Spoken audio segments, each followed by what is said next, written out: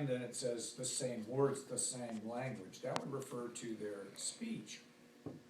And as people migrated from the east, or I think a better translation is eastward, as the New American Standard renders it, they found a plain in the land of Shinar and settled there.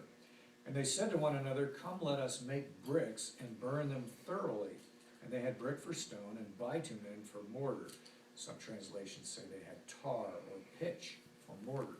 Then they said, "Come, let us build ourselves a city and a tower with its top in the heavens, and let us make a name for ourselves, lest we be dispersed over the face of the whole earth." So that's their plan. Now, what had God said to Noah and his sons when they came out of the ark? Same thing that he said to Adam and Eve. Be fruitful and multiply and fill the earth. They don't want to do that. They want to build a civilization of their own. They want to exalt themselves. They want to build a tower reaching into heaven, and they want to make a name for themselves. Well, verse 5 actually, I think, is intended to inject some humor here. It says, "The Lord came down to see the city and the tower which the children of man had built." They're exalting themselves. They think that this is going to be a great and wonderful thing, but it's so tiny in God's eyes, it's like he has to get out the magnifying glass and come down and take a close look to see what they're up to. Verse 6, "The Lord said, Behold, they are one people, and they have all one lip." One language is the way ESV translates it. One lip. And this is only the beginning of what they will do.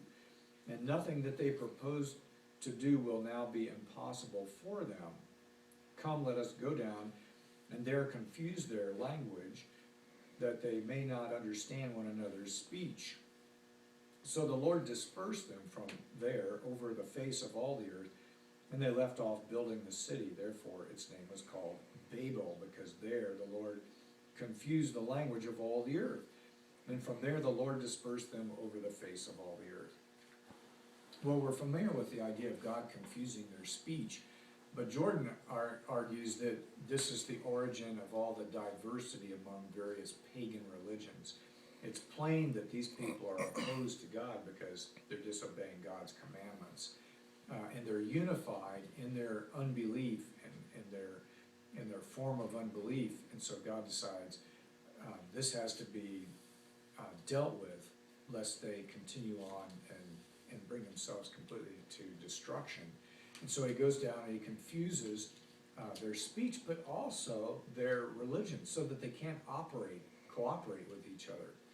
I think there's some significance to the exegesis of James Jordan in this.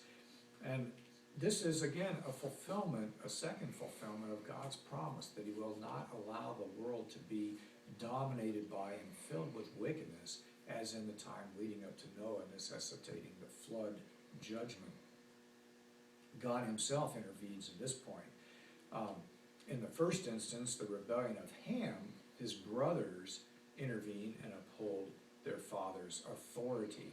In this case, there's not really anything human beings can do. God comes down and scatters them. Notice, he could have brought a judgment and destroyed them. Instead, he scatters them. When people are united in rebellion, they feed off each other. They egg each other on. Think about mob actions. People in their individual conduct are one way. When they get in a mob, they'll do things they would have never done by themselves. People who are relatively law-abiding people, you get them in a riled-up mob, they will do lawless deeds. I remember one time, years ago, back in my Harley motorcycle